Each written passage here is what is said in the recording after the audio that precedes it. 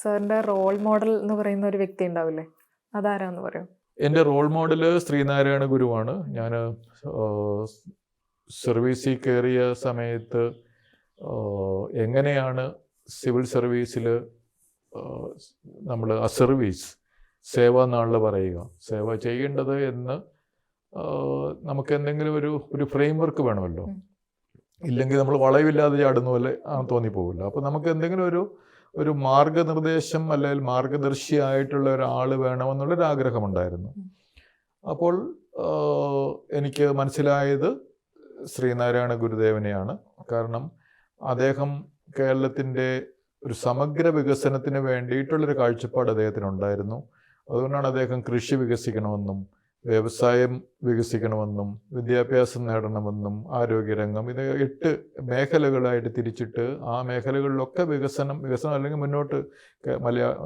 മുന്നോട്ട് പോകണമെന്നുള്ള ഒരു സമഗ്ര വികസനത്തിൻ്റെ ഒരു മോഡൽ അദ്ദേഹം മുന്നോട്ട് വെച്ചിരുന്നു. അപ്പോൾ ഒരു സിവിൽ സർവീസ് ഉദ്യോഗസ്ഥൻ്റെ ഉദ്ദേശം അതൊക്കെ തന്നെയാണല്ലോ, മനുഷ്യർക്ക് സേവനം ചെയ്യുമ്പോൾ.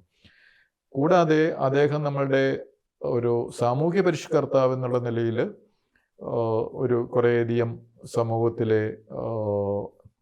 സമൂഹത്തിൻ്റെ മനസ്സിലുള്ള മാലിന്യങ്ങൾ ഞാൻ പറയും, മനസ്സിലുള്ള മാലിന്യങ്ങൾ, അവരുടെ ആചാരങ്ങളിലുള്ള മാലിന്യങ്ങൾ ഒക്കെ നീക്കം ചെയ്യാൻ വേണ്ടി, ശുദ്ധിയാക്കാനും വേണ്ടിയുള്ള കുറേയധികം സന്ദേശങ്ങളും പ്രവർത്തനങ്ങളും അദ്ദേഹം നടത്തിയിട്ടുണ്ട്.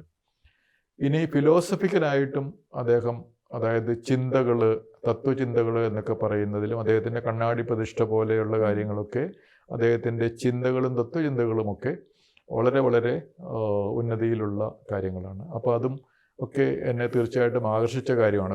ഒരു പൂർണ്ണ വ്യക്തിത്വം എന്ന് പറയുന്നത് തീർച്ചയായിട്ടും നമുക്കൊരു ആത്മീയമായിട്ടുള്ള ഒരു ഡൈമെൻഷൻ ഉണ്ടാവണം, ഭൗതികമായ ഡൈമെൻഷൻ ഉണ്ടാവണം, അതുപോലെ ഫിലോസഫിക്കലായിട്ടുള്ള ഡൈമെൻഷൻ ഉണ്ടാവണം, സോഷ്യലായിട്ടുള്ള ഡൈമെൻഷൻ വേണം, എക്കോളജിക്കൽ ഡൈമെൻഷൻ വേണം, എക്കണോമിക് ഡൈമെൻഷൻ വേണം. അപ്പം ഇതെല്ലാം ഒത്തുചേർന്ന് അതിനൊക്കെ ഒരു മോഡലാകുന്ന ഒരു വ്യക്തിത്വമാണ് ശ്രീനാരായണ ഗുരുദേവൻ്റെ എന്ന് ഞാൻ മനസ്സിലാക്കി. അദ്ദേഹമായിരുന്നു ഇപ്പോഴുമാണ് എൻ്റെ ഒരു റോൾ മോഡൽ.